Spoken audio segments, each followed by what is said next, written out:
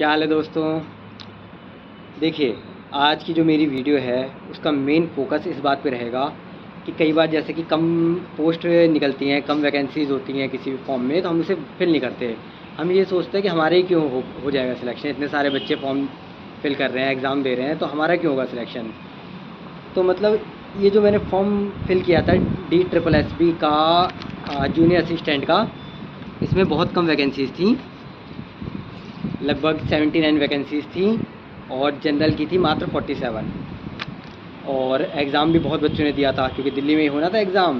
तो दिल्ली के आसपास के एरिया के सब लोग, दिल्ली में रहने वाले, तैयारी करने वाले सब लोग मतलब इसे फिल कर देते हैं।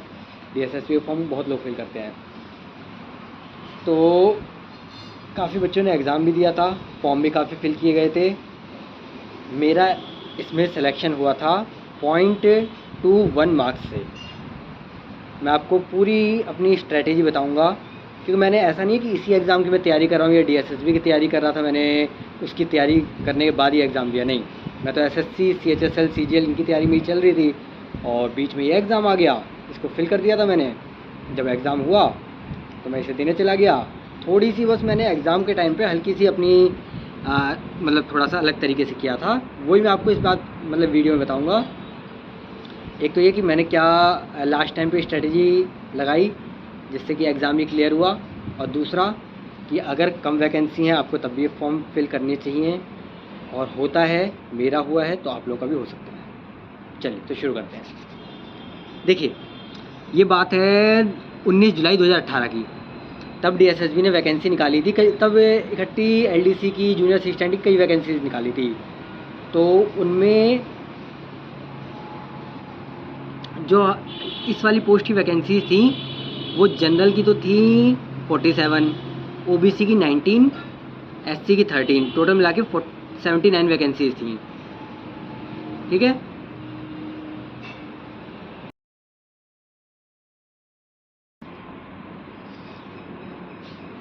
तो फिर मेरा एग्ज़ाम पड़ा 3 सितंबर 2019 का। ठीक है। क्या था कि सब कुछ तो मेरे SSC जैसे ही था, इसमें बस हिंदी एक्स्ट्रा आनी थी। अब हिंदी का क्या था कि या तो मैं तैयारी करता कि स्पेशली सारा कुछ हिंदी का पढ़ता, या फिर जितनी मेरे को, मैंने इससे पहले एग्ज़ाम में किसी में थोड़ी बहुत हिंदी पढ़ी हुई थी, जैसे कि पर्यायवाची शब्द, संधि विच्छेद, और भी जो थोड़ा बहुत मुहावरे ये सब आते हैं। लेकिन वो ये हल्का फुल्का जो अरिहंत की बुक आती है हर एक एग्ज़ाम की, उसमें से थोड़ा बहुत पढ़ा हुआ था। इसके लिए स्पेशली मैं ये सारा पढ़ता या फिर एग्ज़ाम ओरिएंटेड तैयारी करता, तो मुझे समझ नहीं आता मैंने क्या किया। मेरे से एक दो दिन पहले ही कोई और एग्ज़ाम हुआ था। मैंने यूट्यूब पे सर्च किया कि किस तरीके का मतलब एग्ज़ाम आ रहा है, तो किसी एक लड़के ने, उस पर ज़्यादा व्यूज़ भी नहीं थे, बस एक वीडियो स्पेशली डाली हुई थी कि आपका अगर मतलब एग्ज़ाम है DSSB का तो ये पढ़ के चले जाएँ, हिंदी में यही आ रहा है मेनली। तो मैंने बस वही टॉपिक पढ़े। उसमें कुछ फिक्स था जैसे कि प्रत्यय और मुहावरे, पर्यायवाची, मतलब वही चीज़ हर एक एग्ज़ाम में आ रही थी। तो मैंने सारा हिंदी ना पढ़ के, क्योंकि हिंदी का सिलेबस तो बहुत ज़्यादा होता है, मैंने बस उतना ही पोर्शन पढ़ा जो कि एग्ज़ाम में आ रहा था। तो मैंने ज़्यादा टाइम वेस्ट नहीं किया, मैंने उतना ही पोर्शन हिंदी का पढ़ के गया था।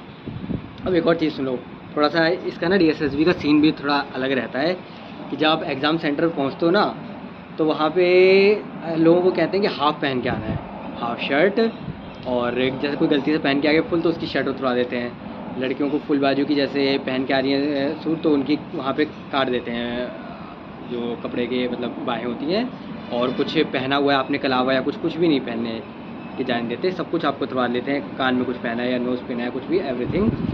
मतलब काफ़ी इनका हार्ड रहता है। चप्पल पहन के आनी है, शूज़ पहने तो वो उतरवा देते हैं। और हाँ, एक बड़ी सी फ़ोटो मंगवाते हैं, वो पता नहीं उसका साइज़ क्या रहता है, थोड़ी पोस्ट कार्ड साइज़ शायद रहता है, बड़ी सी फ़ोटो मंगवाते हैं। तो वो आपको वो लेके जानी होती है, वो थोड़ी महंगी होती है प्रिंट, शायद उसका 50 रुपये का के आसपास का होता है वो। तो वो सब रेडी होके सब, मैंने तो सारे रूल पढ़ लिए थे, तो सब अच्छी तरह प्रिपेयर होकर मैं एग्ज़ाम सेंटर पहुंचा।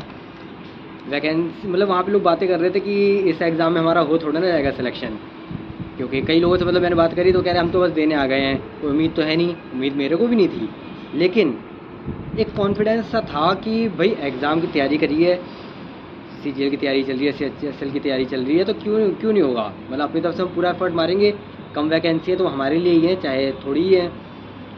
तो लोगों की बातें सुन के मैं भी सोच रहा था, वैसे थोड़ा सा नेगेटिविटी आ रही थी, पता नहीं होगा कि नहीं होगा, इतनी कम वैकेंसी भर दिया है फॉर्म, लेकिन फिर भी मैंने ज़्यादा नहीं सोचा, अपने लाइन में लगे, सारी फॉर्मेलिटीज़ पूरी करी, एग्ज़ाम। अब इस एग्ज़ाम का क्या सीन रहता है कि इसमें ना 200 क्वेश्चन आए थे मेरे टाइम पे। अब पता नहीं इसमें क्या पैटर्न चल रहा है, शायद अगर यही चल रहा है तो ध्यान से सुनिएगा। हर एक सेक्शन के 40-40 क्वेश्चन थे। देखो, रीजनिंग के 40 क्वेश्चन थे, जनरल अवेयरनेस के 40 थे, अर्थमेटिक के 40 थे, और इंग्लिश के 40 थे, हिंदी के 40 थे। लेकिन इसमें एक और चीज़ रहती है, जैसे कि आपने एग्ज़ाम दे रहे हो, ऑनलाइन एग्ज़ाम हो रहा है, आपने पहला सेक्शन कंप्लीट कर दिया रीजनिंग का पूरा सेक्शन करने के बाद जैसे आपने सबमिट किया तो वो नेक्स्ट चालू हो जाएगा, आपका जनरल अवेयरनेस चालू हो जाएगा, या अर्थमेटिक होगा तो अर्थमेटिक स्टार्ट हो जाएगा। मतलब एक सेक्शन को जैसे आप क्लोज कर दोगे तो उसका नया सेक्शन स्टार्ट हो जाएगा, आप दोबारा उस सेक्शन पे नहीं जा सकते। मेरे टाइम पे ये चीज़ थी। तो कहने मतलब हम जैसे और एग्ज़ाम देते हैं तो कई बार ऐसा होता है ना कि हम स्पीड से पूरा एग्ज़ाम फिनिश कर लेते हैं, तो हमारे 5-10 मिनट जो भी बचते हैं हम उन पोर्शन पे जो कि हमने मार्क्स और रिव्यू लगाया होता है उन पर हम इन्वेस्ट कर देते हैं। तो इसमें ऐसा नहीं था, अगर आपने एक सेक्शन क्लोज फिनिश कर दिया, सबमिट कर दिया, तो दोबारा आप उस सेक्शन पे नहीं जा सकते। तो सबसे बड़ा खेल इसी चीज़ का था कि ऐसा हो सकता है कि आपने रीजनिंग स्पीड से कर दिया, सब कुछ आपने ख़त्म कर दिया, लास्ट में आपके 15 मिनट बच गए, आप क्या करोगे।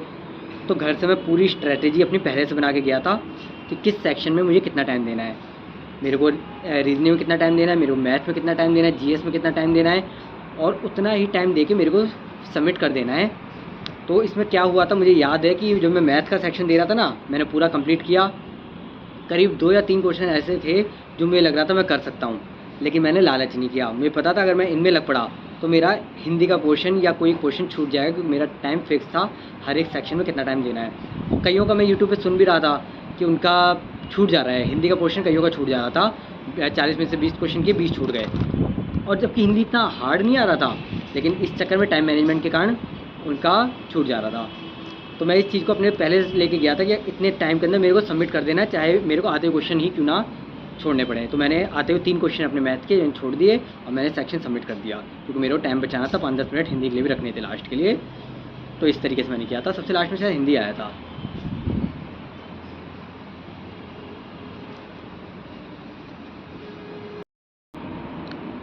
तो जी इसका रिज़ल्ट आया फिर, जो मैंने एग्ज़ाम दिया था 17 दिसंबर 2019 को।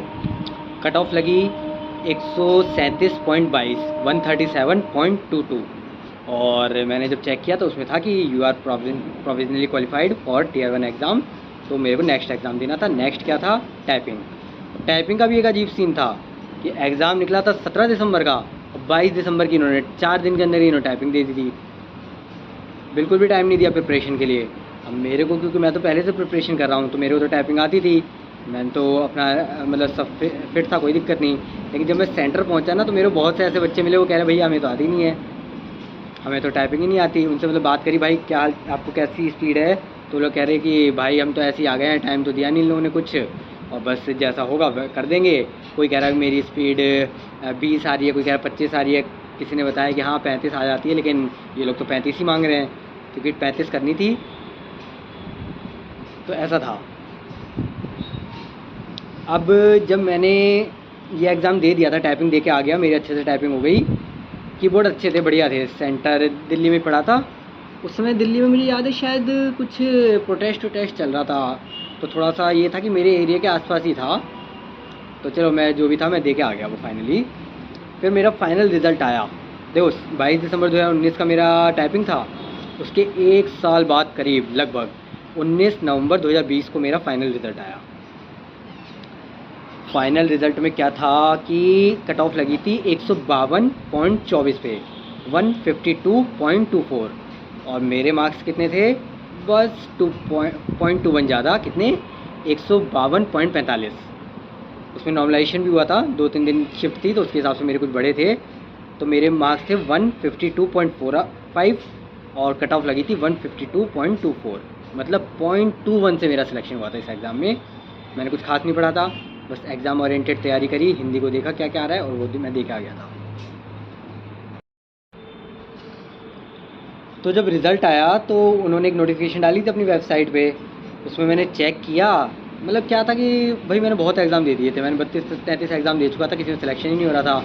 फाइनल रिजल्ट किसी भी एग्ज़ाम का आता था, देखते थे हम, नहीं हुआ नहीं हुआ, हमेशा मतलब उम्मीद होती थी 2-3 नंबर से रह गए, ऐसे ही रहता था। मैंने देखा इसमें PDF, उसमें मैंने सर्च किया रोल नंबर डाल के, नहीं मिला, मैंने नहीं हुआ, मतलब मेरा दिमाग ख़राब हो गया। लेकिन मेरी उम्मीद थी कि होना चाहिए, तो मैंने क्या किया, एक बार रोल नंबर लेके मैनुअली उसमें देखा, उसमें 31 स्टूडेंट्स का नाम दे रखा था सबसे पहले पेज पे, पहले ही 31। तो उसमें जब मैं पहला रोल नंबर देखा वही मेरा था। मतलब मैं एक तरफ सोच रहा था मेरा हुआ ही नहीं, और वहाँ देखा तो लिस्ट में सबसे पहला रोल नंबर मेरा ही। तो मतलब बड़ा अच्छा लगा ये चीज़ देख के कि इतने कम वैकेंसी में लगभग 50,000 स्टूडेंट्स ने एग्ज़ाम दिया था। ये डेटा उन्होंने डाला था अपनी वेबसाइट में, तो लगभग 50,000 लोगों ने एग्ज़ाम दिया था और उसमें मेरा सिलेक्शन हुआ। मेरे को डिपार्टमेंट मिला था सर्विसेज डिपार्टमेंट में, department of trade and tax, ठीक है।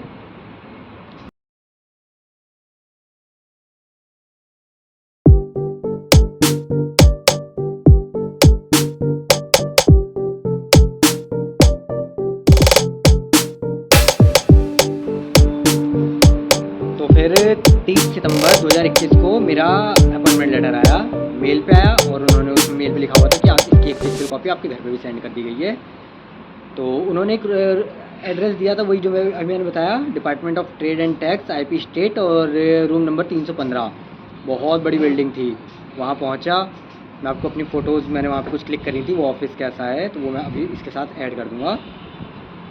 तो काफ़ी बड़ी बिल्डिंग थी, उसमें बहुत सारे ऑफिसेज थे। उसमें रूम नंबर 315 ढूंढना ही मेरे को बड़े मुश्किल पड़ गया था। किसी तरह पहुंचा मैं वहाँ पे, अपने सारे ओरिजिनल दिखाए, सारी फॉर्मेलिटीज़ पूरी करी। एक मैडम थी, उन्होंने सारा फटाफट आधे घंटे के अंदर सब कंप्लीट कर दिया।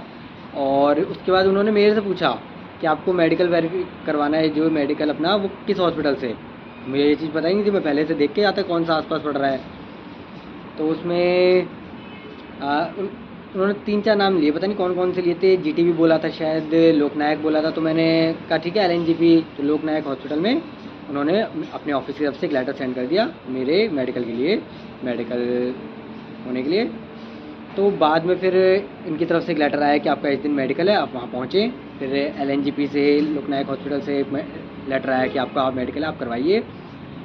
क्योंकि मैं देख आया था, मेरे को यहाँ पे ज्वाइन नहीं करना था, मेरे को जहाँ मैं पहले से हूँ यही ज़्यादा सही था। और ऊपर से मैं जिसमें हूँ वो 2400 ग्रेड पे है, और ये 1800 ग्रेड पे थी। वो तो मेरे मतलब माइंड में आया था कि अगर काफ़ी अच्छा मेरे को लगा ऑफिस से सब कुछ, तो मैं स्विच करने की देखूँगा। लेकिन मतलब मेरे को इतना सही लगा, मतलब कहने वाला हर किसी का अपना हो सकता है वो, तो मेरे को जहाँ पे मैं कर रहा था वही ज़्यादा सही लगी, तो मैंने वहाँ से नहीं छोड़ी।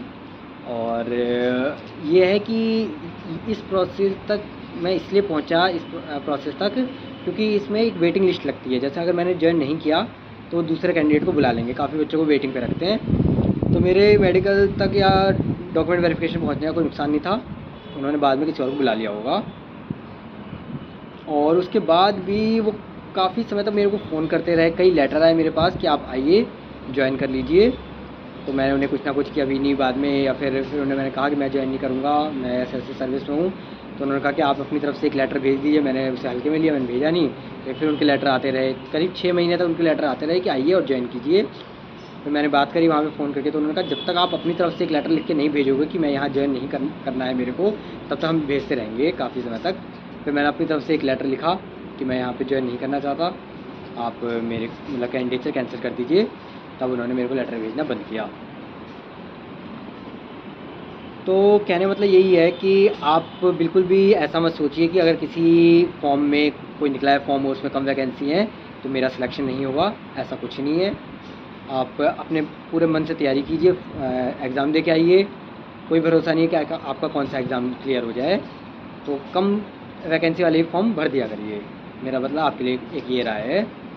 और बाकी लास्ट में थोड़ा सा मोटिवेशन आपके लिए, एक मैं करंट अफेयर पढ़ता हूँ कुमार गौरव सर से, फूल पत्ती वाली क्लासेस जो है, उत्कर्ष क्लासेस।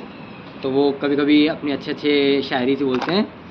तो उन्होंने एक बार बोला था कि जब आँखों में अरमान लिया, मंजिल को अपना मान लिया, फिर मुश्किल क्या आसान क्या, अरे ठान लिया तो ठान लिया। तो तैयारी करते रहें, और कोई भी क्वेश्चन हो कमेंट बॉक्स में पूछ लीजिएगा, मैं जवाब दे दूँगा। और बताइए आपको कुछ भी जानना हो या किसी और चीज़ पर वीडियो बनानी हो तो बता दीजिएगा, मैं उसको देखूँगा, जितना मेरे पता है मैं बनाने की कोशिश करूँगा। चलिए चलते हैं, जय हिंद।